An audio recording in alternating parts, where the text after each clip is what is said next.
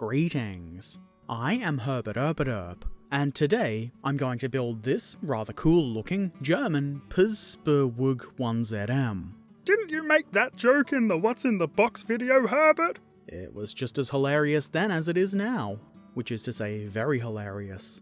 Speaking of what's in the box, if you'd like to have a closer look at the sprues and other bits and pieces that come in this box, I did make a video about that a while ago. I won't be showing the sprues here, so if you're interested, go and check that out. We'll wait here as long as you press the pause button, otherwise let's get straight into gluing the bits of plastic together. The first thing to do is glue some engine bits together, and this is pretty simple. These two bits pretty much just plop right together. On top of that goes this cylinder block thing. You may be surprised to learn that I don't know the proper engine words. It makes sense to then glue the other half of the cylinder thing into place here, which is nice and easy. Onto this nubbin, we add I guess it's a flywheel with a fan shape to it. It's not the Radiator fan, I know. It does take a little bit of nudging to get it installed straight and neat, but it's not too difficult. Then we have this doodad. It's some sort of pulley or something. I follow that with this, which looks to be something to do with the exhaust. Again, I don't know what the engine bits are, but they go together easily, which is what matters to me. This thing goes on next, and it does have a bit of play to it, so you'll probably have to do a bit of nudging to get it to sit in the correct position. The top of the engine goes on next, and it fits well enough, but there is a slight gap around it. For me, this is fine. Unless your engine is going to be very visible, I wouldn't worry too much about filling the gap in. The radiator fan and associated pulley and belt go on next. This is another part that needed a fair bit of nudging, but eventually it goes into the correct place. There's a couple more bits of detail-y doodadery that I don't know the functions of, and the instructions seem to suggest adding even more yourself, in the form of some cables and things like that, none of which are actually included with the kit. But if you really want to go the extra mile, some scratch building probably wouldn't be too hard, and it would look rather cool. I put the engine aside to bond for now, and glue together I'm assuming this is the transmission. The first two parts go together nice and easily, and the big guide pins are rather helpful. You may find a little pressure to be helpful too. Attaching this bar thing was a bit more tricky. I tried to do this upside down at first, but in the end I did get it right. Saved myself from making a mistake. You can see there's a sort of indent on the mounts here to help you get the correct position, which I've probably done. Then, there's a fairly large bit of keying into which I glue this mechanical looking bit. You're so knowledgeable, Herbert. I sure am. I set that aside to bond, because now it's time to assemble the frame. I glue this bit with a disc into what the instructions show to be the correct position. This is actually upside down, but at the time I didn't notice. What a dunderhead. The rear part goes on as well, and it did need a bit of pressure, but neither of these parts present much of a challenge to install, unless you can't follow instructions and do things upside down. Probably try to avoid that. It made sense to follow this with the other frame side. Simple enough. Then comes this other bit of framework, which is not too hard to install, though you will have to spread the frame just a bit. Just don't break it with your enormous strength. The transmission is then installed in a similar way. There are various nubbins and recesses for all of these parts to go into. This thing, which seems to be steering related, goes into place here, and should be installed before the engine, which goes into place pretty much the same way as all of the other bits that needed to be sandwiched between the frames. You may find it a bit easier to add all of these parts to one frame half, and then add the other half, but I think really it's probably about the same level of difficulty whichever way you do it. We're not yet done with the in-between the frame parts. There is still this radiator, which is comprised of two parts. The keying makes it nice and simple to press those together. It can then be installed in front of the engine. Seems like a sensible place for it. If you've glued the engine and frame bits together and let it bond, this may be a bit tricky, but not impossible. Also, it's worth noting that this part definitely has a correct way around that it should be installed, so confirm with the instructions before gluing. Next comes this thing. I'm assuming this has something to do with the cooling system. Or maybe it's some sort of odd horn to honk into the top of the radiator. That's a thing, right? This is easy enough to put on, though like most of the engine, unless you model the engine bay doors open, it won't be visible, so you can probably get away with just omitting this if you want. I follow this by installing this piece on the disc thing. This is the point at which I'd realised I put that part on upside down, and I can't actually remember if it should be on the side I've put it on or the other side. I'm pretty sure I glued it to the correct side of the disc, so the wrong side of the frame. I don't think it really matters too much, and you can't really see it when the whole model is together. It will probably upset some angry pedant though, so that's kinda funny. Leaf springs for the rear suspension come next, and these are pretty simple to attach to the frame. Obviously make sure that you're not putting them on upside down or anything like that. That would be silly. Next, we have this thing, which is some sort of support for the differential, the other half of which goes into place nice and easily thanks to our good friend keying. Initially I thought this was some sort of weird drive shaft, but no, it's not. This long shafty thing is in fact the drive shaft. I try to install it so there aren't any big gaps where it joins the differential. Onto that assembly, I add some wheel holdy doodads. These parts are both different, and you'll have some trouble if you're trying to put the wrong one on the wrong side, so maybe don't do that. Those thin rods are, unsurprisingly, a bit fiddly to get into the right position, but nothing too stressful. Then, that assembly can be installed on the frame here. I didn't film the actual installation, but it's not too difficult. The assembly pretty much just locks onto the bottom of the leaf springs. The drive shaft can then be nudged into the hole in the end of the transmission. It looks like it doesn't quite fit, and the shaft is slightly bowed, but I didn't feel like it was bad enough to worry about. Now that the rear running gear is in place, let's work on the front. I glue this little thing into place on the main axle. It did take a bit of nudging, but I think I got it into the right place. I then install this thing, which is rather thin and delicate, so I would suggest being careful with it. It doesn't seem to have anything to actually key it into place, but I think I've eyeballed it pretty much spot on. I set that aside to bond, and decided to install the exhaust pipe. I found this didn't quite fit, because there's a mounting pin with no corresponding hole, and the reason there was no corresponding hole is because I had added the part with the hole in it upside down. Good job, Herbert. Fortunately, the remedy was to simply remove the mounting pin. Then it was pretty easy to get the part into place. I did have to do some additional nudging, though there was still some keying, which did help. Just another example of how simple mistakes can affect things later in the build. Herbert Erpaderp makes these mistakes, so you don't have to. I mean, you can if you want to, but why make the same mistake I did? I install the front axle next, and this is simple enough. It pretty much drops right into place on the forward leaf springs. The thin, delicate steering bar thing should be facing rearward, and again you should be careful not to damage it. It's pretty easy to do. Now it's time to start on the body. I glue this indescript length of plastic into the slot in the front of the cab wall. Nicely out of focus there. Good job, Herbert. Since this won't be visible anyway, I'm not totally sure it was necessary, but it's there anyway. Before attaching that to the body, it is imperative that we remove these things. Very important. I'm not sure why, though I assume this kit shares common parts with another kit that has something mounted there. Now that's done, we can glue the front cab wall into place. It's got guide parts to help things line up nice and easily. A little pressure, and it's on.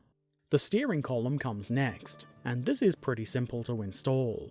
Beneath that, I've stuck these pedals. It's pretty convenient that all 3 pedals are on the one part here.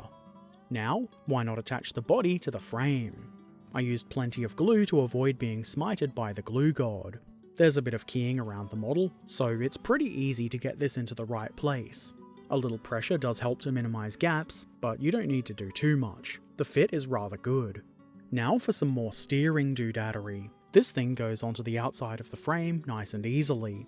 It doesn't seem to have anything that it's keyed to fit into on the other end, so it is just kind of hovering there. But I think that'll probably be hidden by the wheels, so I'm not too concerned about it.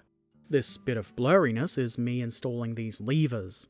They kind of look like something you might see in a railway signal box.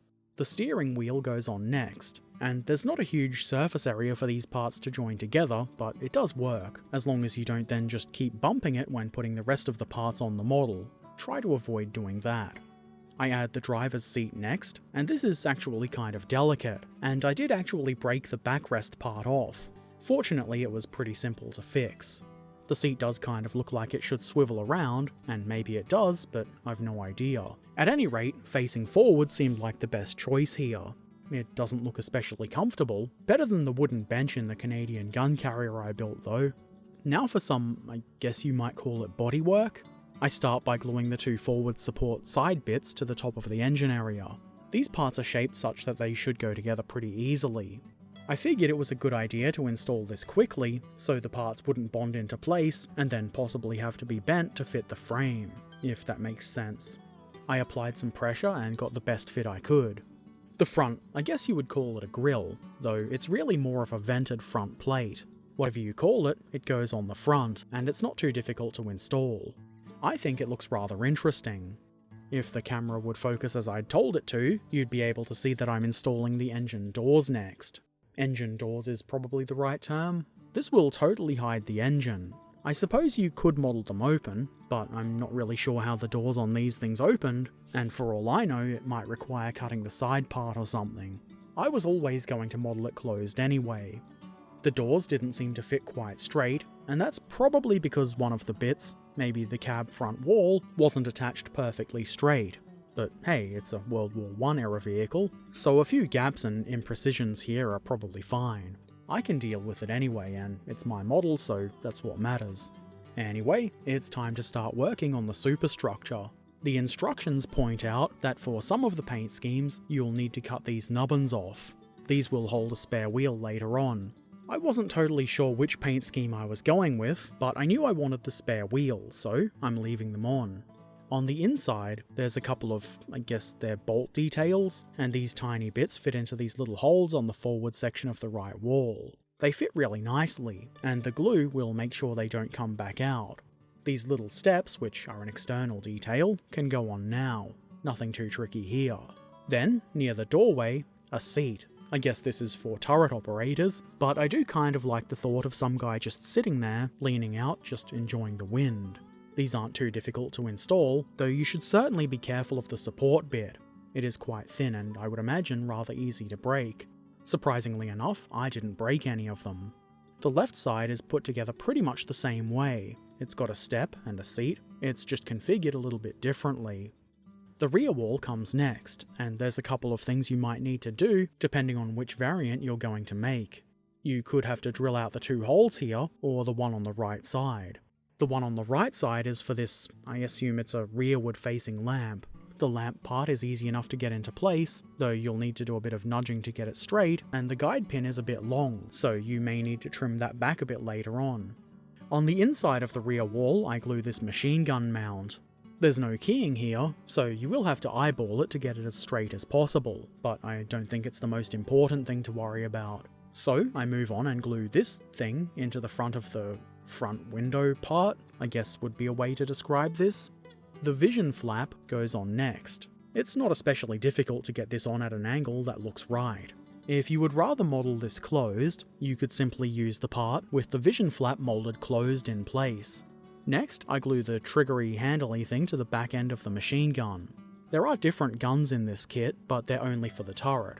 Every variation of the vehicle has this kind of water-cooled machine gun in the rear. You could glue this into place at this point, but I would prefer to leave it off until the interior is painted, so that's what I did. There are also doors for the hull sides, obviously, but to paint the interior, I taped them onto the model in the closed position. In the end I'm going to model them open, but painting the door and walls as one makes a bit more sense than doing them separately and trying to have things line up that way.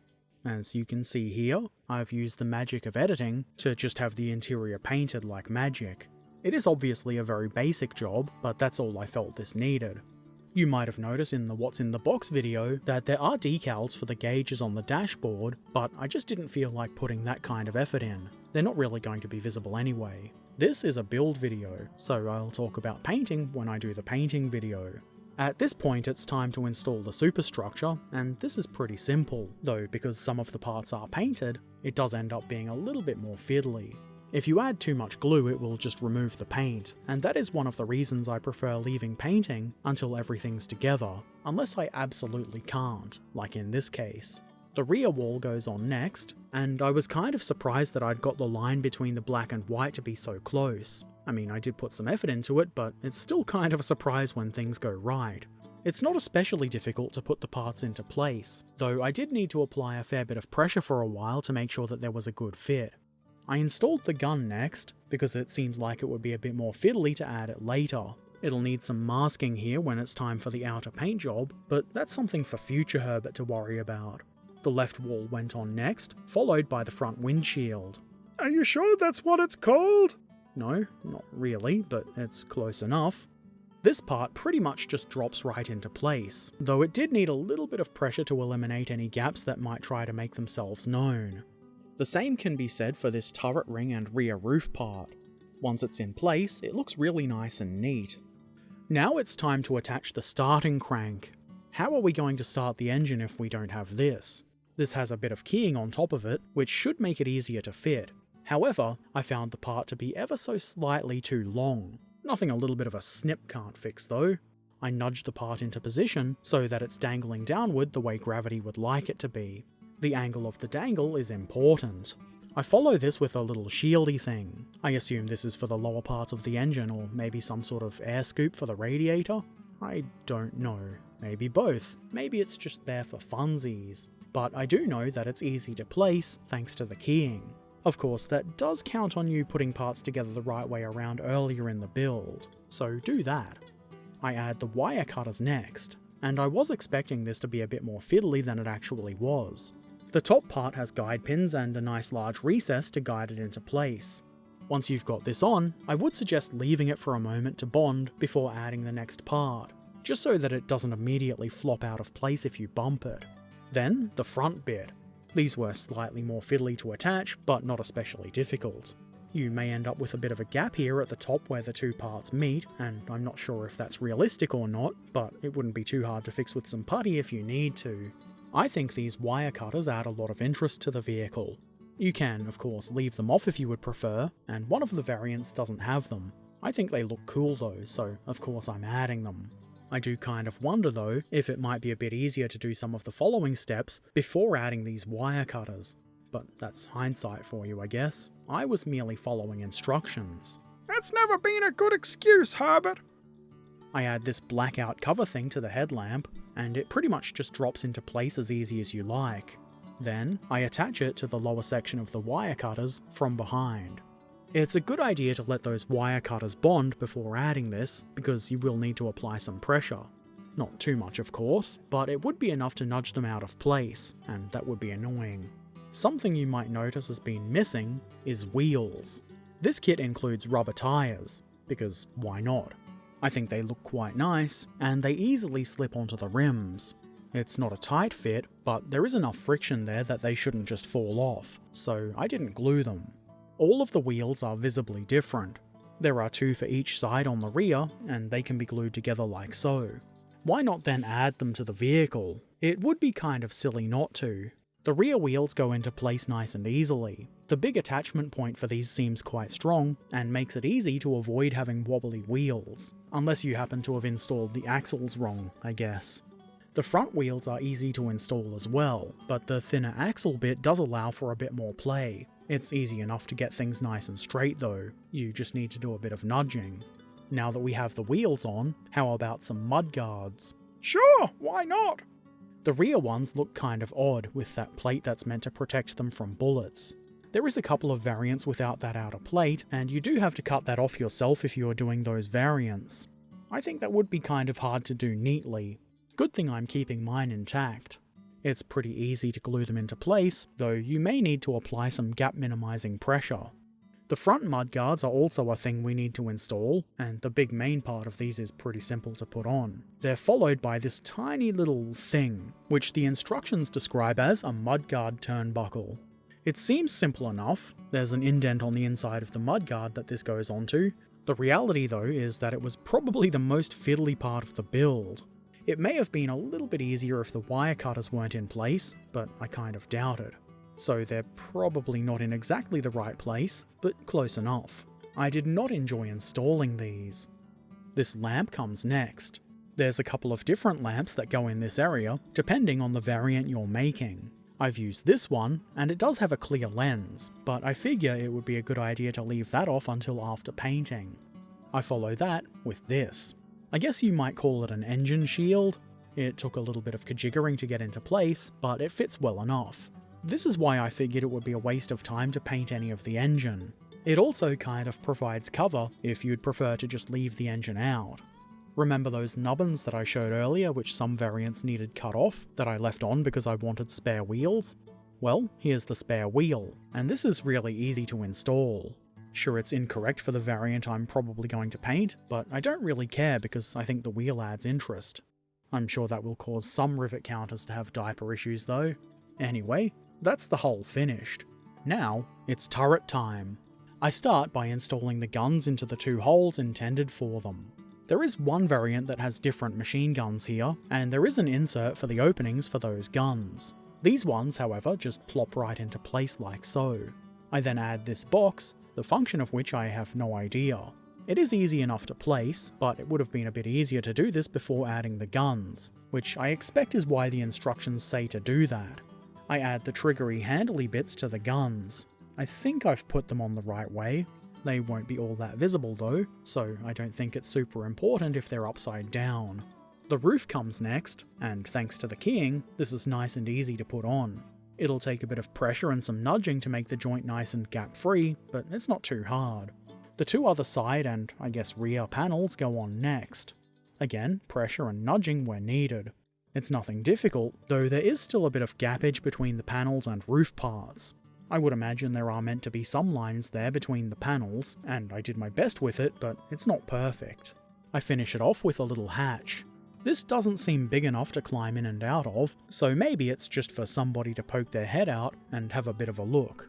And that's the turret done. There is unfortunately no locking tab mechanism, and I did have to struggle with it a bit to get it in place. That does mean it probably won't fall off.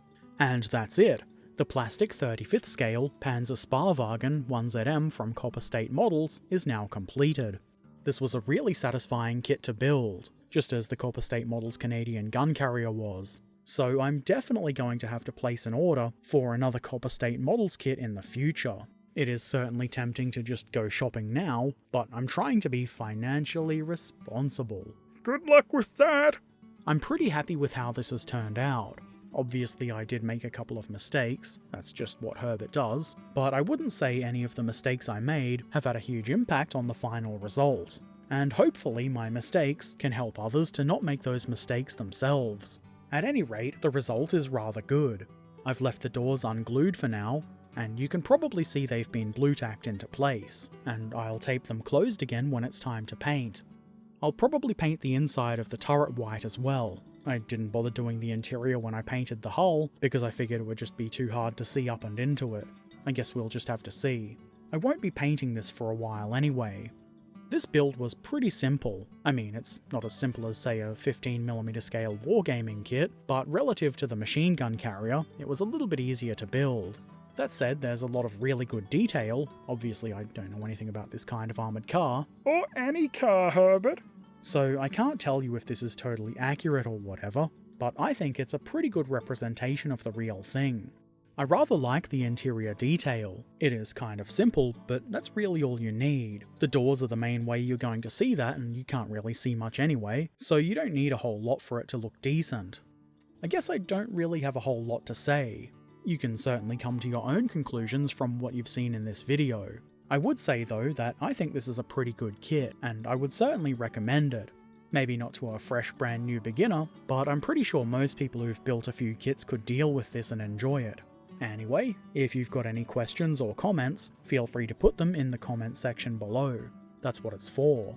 If you've built one of these or any other cool models and you'd like to share, why not drop by our friendly Discord community and show us some pictures? We'd love to see what you've done. If you want to watch me build kits like this one live on stream, head on over to my Twitch channel, which is where I happen to stream. The link is in the description below. If you've not already done so, why not subscribe here on YouTube for the low price of nothing? Or if you've got the means, and you want to help a Herbert Erpaderp do Herbert Erpaderp things, as well as see my videos a bit early, consider becoming a patron. You can find links to Patreon and all of my other things like Discord and social media in the description below. And as always, I shall return soon. So until then, be excellent to each other, have a nice day, and thanks for watching. Farewell.